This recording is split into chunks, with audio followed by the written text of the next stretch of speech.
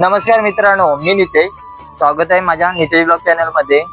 तर मी आज तुम्हाला सांगणार आहे पंपावरती ग्राहकांमध्ये पसरलेल्या 5 गैरसमज. तर हा व्हिडिओ तुम्ही शेवटपर्यंत नक्की बघा. व्हिडिओ आवडल्यास शेअर करायला विसरू नका आणि माझ्या चॅनलला कोण नवीन असेल तर सबस्क्राईब करा. चला तर मित्रांनो, आपण व्हिडिओला स्टार्ट करतोय. तर गैरसमज नंबर 1. अनेकांना वाटतं की नोझलचा स्पीड कमी जास्त झाला तर आपल्याला पेट्रोल कमी मिळतं, पण खरं कारण असं आहे की मशीनला अचूक प्रमाण ठेवण्यासाठी थोडा वेळ लागतो.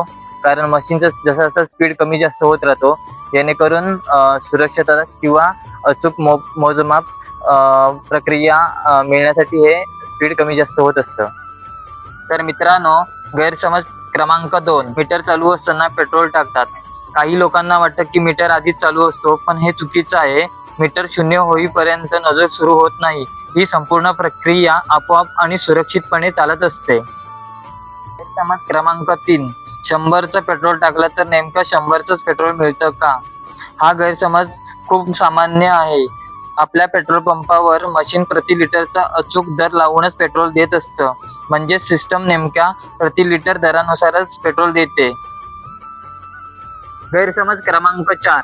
प्रीमियम पेट्रोल घेतलं तर आपोआप मायलेज वाढतं. हा सर्वात मोठा गैरसमज आहे. प्रीमियम पेट्रोल इंजिन स्वच्छ ठेवण्यास मदत करत असतं, पण मायलेज वाढेल याची खात्री नसते. मायलेज मुख्यतः वाहन चालवण्याची पद्धत व टायरची हवा आणि मेंटेनन्स किंवा ट्रॅफिकवरती अवलंबून असतं.